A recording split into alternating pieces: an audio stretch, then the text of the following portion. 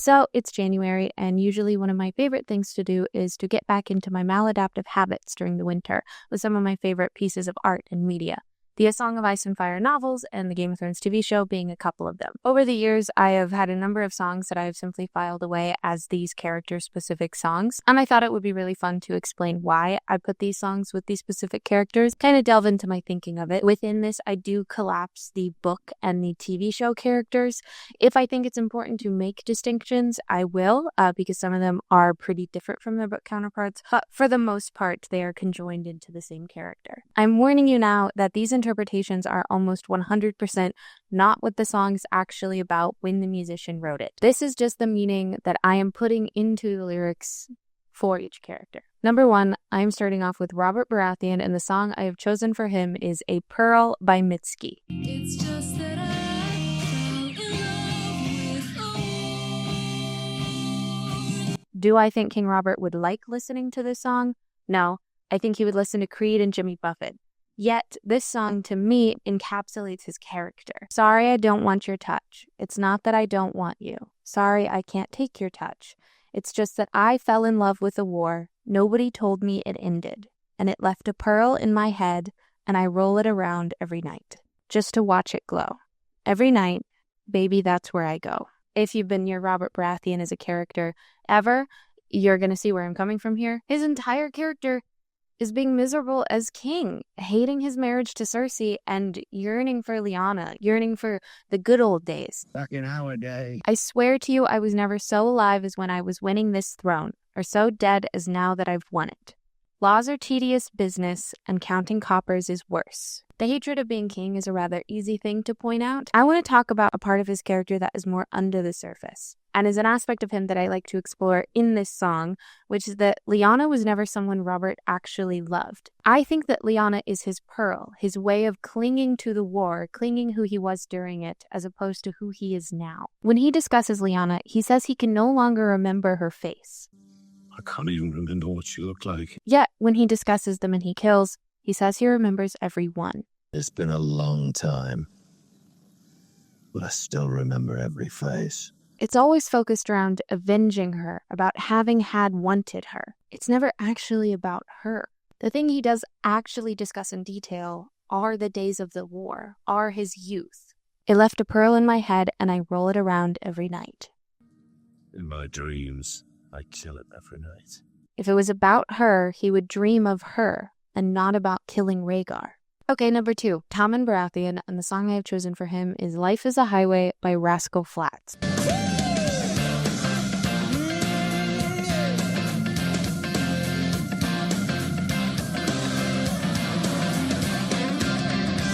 So this one is very sophisticated, and I thought long and hard about the motifs of Tommen's character. Tommen is an 8-year-old boy, and he would like the Cars trilogy, so naturally he would like this song. I think that he would dress up Sir Pounce in like a Tow Mater costume, while Tommen wore his very own Lightning McQueen costume. I also think that he would sing Life is a Highway to his cat while they were in costume. I also am so 100% sure that if this happened, Cersei would desperately try to get him into sports. One taste of putting that cat in a costume, and he's going to get really into sewing just so he can hand-make costumes for his cat. Number 3, Sansa Stark. There are, of course, a myriad of songs that I think pull out different aspects of her character to me, and I tried really, really, really hard to just have one in this video, but I couldn't. I have 2. The first one for Sansa Stark is Waiting Room by Phoebe Bridgers. If you were a waiting room, I would never see a doctor, I would sit there with my first aid kit and bleed. Sansa's grief of her family is all that she has left of them and all that she has left of her home. It always makes me think of these 2 instances. She had last seen snow the day she left Winterfell. Robb had melting snowflakes in his hair when he hugged me, and the snowball Arya tried to make kept coming apart in her hands. In Sansa's dreams, her children looked just like the brother she had lost. Sometimes there was even a girl who looked like Arya. She's far away from home. Most of her family is dead. She's surrounded by people who also want her dead. She is sitting there with her first aid kit and bleeding. She holds on to her grief so that she can hold on to her family. Another lyric that I want to focus on is Know It's for the Better. No, it's for the better. I think that there are a couple interpretations of this line in regards to her. She would hear this and would hear it as her older self reaching back to her younger self, begging her to stay at Winterfell, telling her that staying at Winterfell would be for the better. I want to scream at myself, don't go, you idiot. Not marrying the prince or going down south or becoming queen of the Seven Kingdoms, but staying in the north, staying with her family.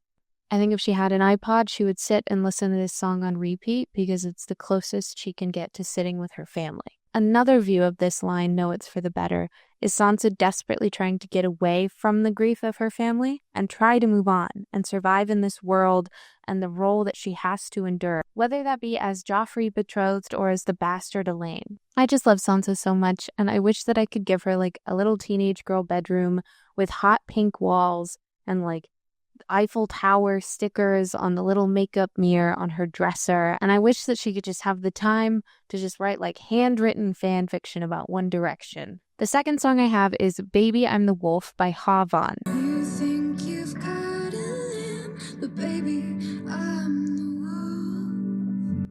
Notable lyrics from this song are "You think you've caught a lamb, but baby I'm the wolf," and "Hold my breath, close my eyes, I unravel your disguise." Let me just take a moment to read the famous Sansa quote, "My skin has turned to porcelain, to ivory, to steel." I love this song for Sansa. The song is about having power within yourself, but it still sounds very girlish and feminine, which is one of my big qualms with the show. Is that once Sansa has that character development, it's like we lose all of the soft and girlish parts of her, which doesn't feel true to her character. Okay, I am going to give an honorable mention, which is You by Us Baby Bare Bones.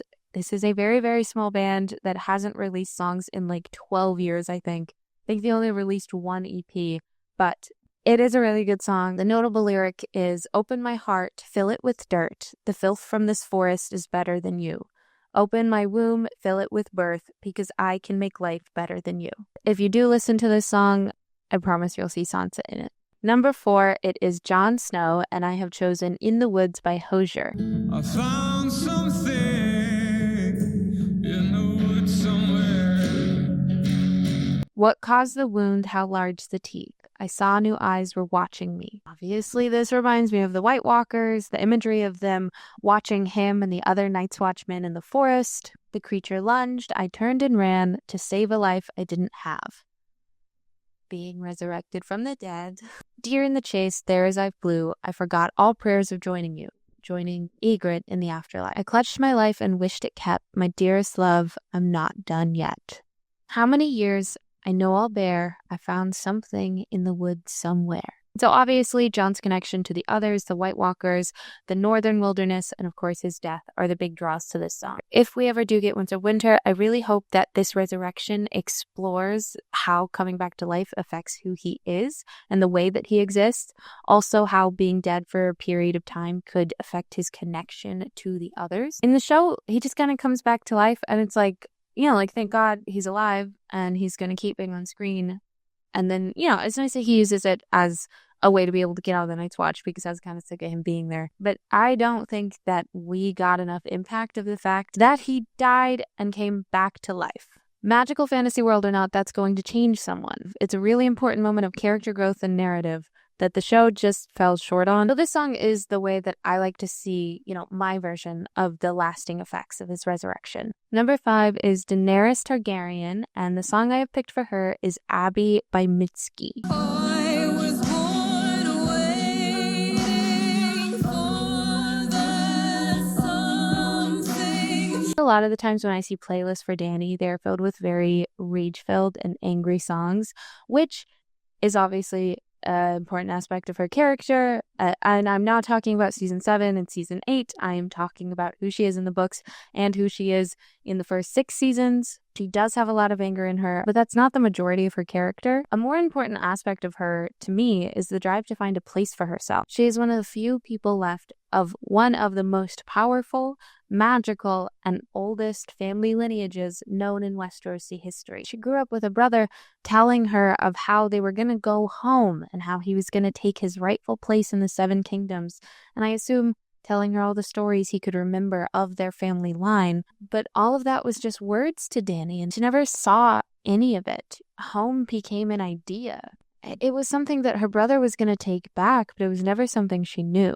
All Daenerys wanted was the big house with the red door, the lemon tree outside her window, the childhood she had never known. Then when she did find a place, and she did find a home in her marriage to Khal Drogo and her role as Khaleesi, the only family she had ever known up until that point, the only constant in her life up until the Khalasar. Back to me. You are a horse-lord slut, and now you've woken the dragon.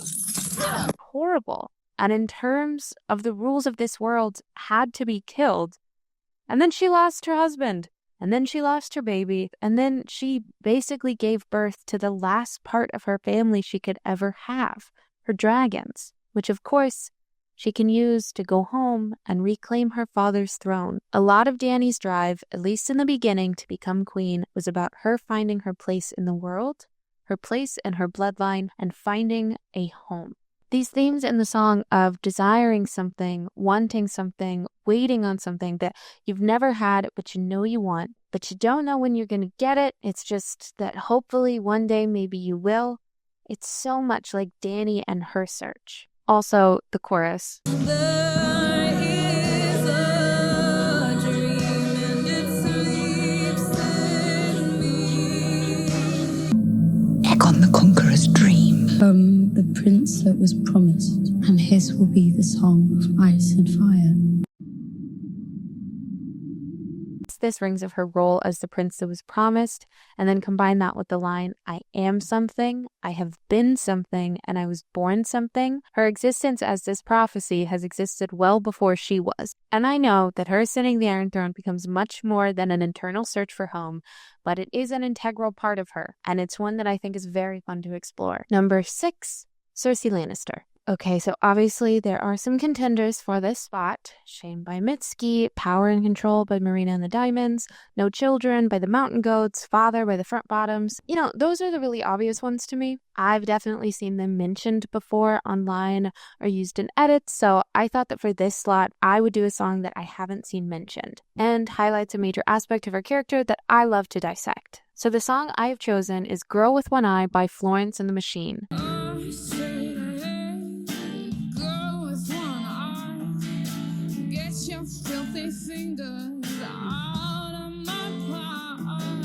This is a revenge song. Florence sings of a pretty little thing that stopped her in her tracks that she can take revenge on by cutting out her eye and instilling fear in her life.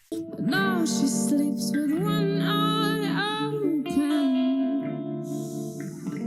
That's the price she'll pay. I mean, come on. Cersei does this time and time again with Sansa, with Marjorie, and eventually in some capacity with Dany. Because, of course... But I will be queen. Oh, yes. You'll be queen. For a time.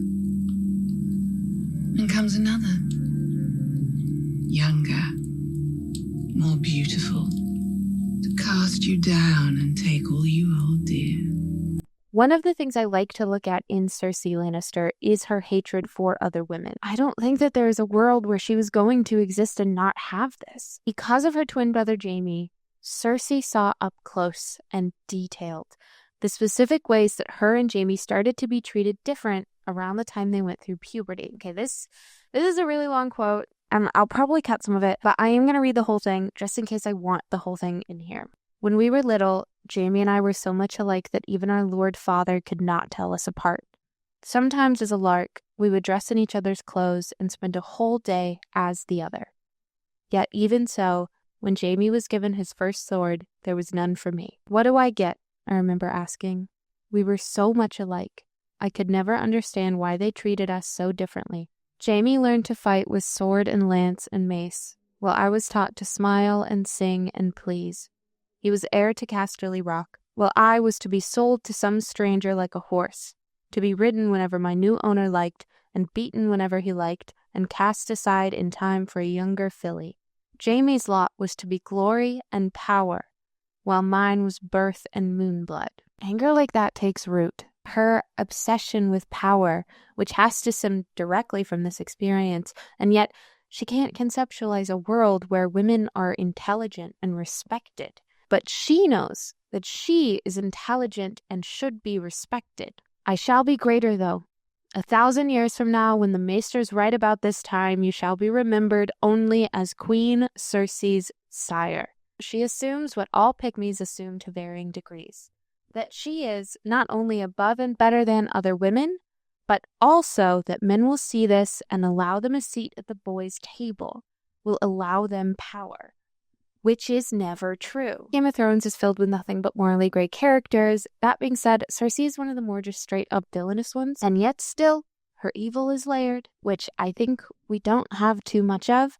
A lot of the times the villain is either 1, going to get a redemption arc, which I love, or 2, the villain is bad, and there isn't a lot to that, maybe like a sad backstory. But Cersei, it's one of those instances where she is bad, and I do think she has to die because of her mistakes for this character to make sense. It's similar to President Snow in Ballad of Songbirds and Snakes. You get to see the way his mind works and see his backstory, can empathize with the hand that life dealt him, but you also watch as he becomes horrible, which is what we see with Cersei. I mean, by the time we're actually at her POV, she is all but completely disconnected from reality, yet still, I find empathy for her, and her chapters are some of the most interesting reads of all the POVs. Number 7 is Bran Stark. I have chosen Come Along by Cosmo Sheldrake. Watch with me in the borough groves, come with me in the slidey toes, and never ask us why. Come along now. This one is mainly about vibes. The song really just feels to me how his story feels. You know, his discovery of his own magic, his ability to warg, and his traveling further and further into the depths of the northern wilderness. And I also like to imagine when I listen to it that it's Jojen Reed being the one, you know, who's singing Come Along and leading him further and further, because that's what he's doing. Next up, we have Tyrion Lannister, and I am coming in hot with Father by the Front Bottoms. I kind of feel as if explaining the link between Tyrion and this song is a little too on the nose, but this is YouTube, and that is why you're here, so I think I'm just gonna play like the first 10 seconds, because I don't think that requires any explanation, and then I'll get into the part that I think is worth talking about. I have this dream that I'm hitting my dad with a baseball bat, and he is screaming and crying for help. And maybe halfway through it has more to do with me killing him than it ever did protecting myself. So yeah, Tyrion. Now the part I want to talk about, because you were high school and I was just more like real life. You were okay, as a girlfriend, but I was just more like his wife. 'Cause you were high school, and I was just more like real life. And you were okay, as a girlfriend, I was just more like his wife. This right here, I think perfectly describes a part of Tyrion relationships to his father, which is the part that I love and I hate. Tywin is a nightmare and hates all of his kids, and none of them will ever be who he wants them to be. They all hold aspects of the kid that he wants. You know, Cersei with her ambition and her cruelty, Jaime and his status and his fighting ability, and Tyrion with his intellect and his political manipulation skills, his people manipulation skills. The thing about this is that I wouldn't say Tywin ever really depended on Cersei or Jaime the way that he did Tyrion. I was just more like real life. I was just more like his wife. King's Landing, I'm sending you to court. It was the last thing Tyrion Lannister would ever have anticipated. He reached for his wine, considered it for a moment as he sipped. And what am I to do there? Rule, his father said curtly. This next quote, for context, is a dream that Jaime is having, and the person talking to him is his dead aunt, and she's talking to him in the dream. Jaime, she said, tugging on his ear, "Sweetling, I have known you since you were a babe at Joanna's breast. You smile like Girion and fight like Tig, and there's some Kevin in you, else you would not wear that cloak. But Tyrion is Tywin's son, not you. I said so once to your father's face, and he would not speak to me for half a year. Men are such thundering great fools, even the sort who come along once in 1,000 years." Tyrion got all the horrible insults and the emotional neglect thrown his way, but he also got the weight on his shoulders of his father depending on him. I also like the idea that Tywin had been doing this for a long time, dressing it up as lessons and anger and whatever he could, but still confiding in and asking the opinion of Tyrion because of his intellect and because of how naturally Tyrion thinks like his father. I think if Tyrion had not had the personality that he had and had not had the intellect that he had, and his existence would still, of course, bothered Tywin, and I think he still would have been horrible to Tyrion, but I don't think that it would have been the same amount of vitriol. A lot of the reason why Tywin hates Tyrion is because he sees so much of himself in him, he can't stand it. Also, this is just a funny story. I've seen the Fretbottoms play a couple of times. One of the concerts I went to for them, they played this song, and Brian, the lead singer, he said something along the lines of, "The next song goes out to my dad. He's here tonight," and then pointed at the crowd. And I don't know if that was a bit or if his dad was actually there, but either way, it was hilarious. And I can't listen to the song without thinking about that. Number 9, number 15. Burger King foot lettuce. Number 9, Arya Stark. This one might seem a little out of the box, but I do have my reasons. I chose Oh Superman by Laurie Anderson. I mainly pull this to her because of her inevitable meeting of Lady Stoneheart in Winds of Winter. This is your mother. Are you there? Are you coming home? Is it okay? Who is this really? Also, this lyric, which just conjures up the image of Arya saying her list of names. 'Cause when love is gone, there's always justice. Meryn Trant, Tywin Lannister, the Red Woman, Beric Dondarrion. Upon meeting Lady Stoneheart, Arya would try so desperately to find her mother in there and simply not be able to, and come to the realization that she has to kill her, which is this part to me. So hold me, Mom, in your long arms.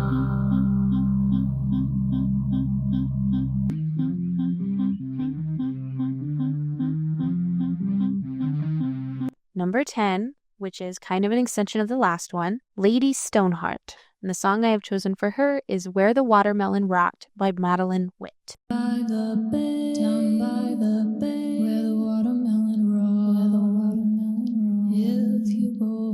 If you go home, just don't get caught, just don't get caught. This one is all really my own interpretation, but I do love the idea that the layered voices are Catelyn and Lady Stoneheart. Specifically, I like to imagine that Catelyn, when she was a kid, was absent-mindedly singing some song of Westeros as she walks along the river, walking the same steps that Lady Stoneheart does, maybe stopping in the same place that she was resurrected. Because of the way that music latches in our brain in a way that regular memories don't, I love the idea that Lady Stoneheart can remember the same tune, like maybe gurglingly humming it to herself every once in a while. And it's like this tiny last bit of connection that she has to her own humanity, that she has to her old self, that isn't just her need for revenge. I really wanted to do Catelyn, but I didn't already have a song for her in mind, and there were a few that I thought maybe Bones in the Ocean by The Longest Johns and Hallelujah by Jeff Buckley, but obviously those were kind of focused just about her grief, which is a major part of her character. I didn't feel that those songs really captured the way it felt to read her grief and to see it on screen. I will keep searching because there has got to be a song out there that strikes me for Catelyn. I just didn't find it this time around. All right, well, that was my 10 songs for the A Song of Ice and Fire characters. I do already have a draft for more songs for different characters, including the characters Jaime, Brienne, Ned, Samwell. I didn't want to do any more than 10 for one video. I thought that was a bit too much. So we're stopping at 10, and at some point I'm going to do a part 2. Because I had a lot of fun with this. If you have any other songs you really feel like are these characters, let me know. I am always looking to add to my playlist. Also, if you want a playlist with these songs on it, I am going to be creating one and then adding it in the description of this video. Thanks for watching. I do want to say one more thing before I go. This week has been really hard for many across America, as will the next 4 years. I kind of threw myself into this fun project yesterday as a distraction, and I hope that this video was a nice distraction for you. State of America and the ways that this will affect so many, especially immigrants, documented and undocumented. My heart goes out to them, and in the description of this video, I have linked the website for the Immigrant Defense Project. They are an organization that has been around for 20 years to help combat human rights violations against undocumented people. If you are someone who is in need or could end up in need of legal advice, information about knowing your rights against ICE, they have a lot of information up on their website. And if you are not someone who will be in need of this, but have the money and the time, the Immigrant Defense Project does take donations and also volunteers. Again, that is linked down below. If you are in need of some more fun distraction from the state of the everything, I have a few video essays up, and I will be posting more soon.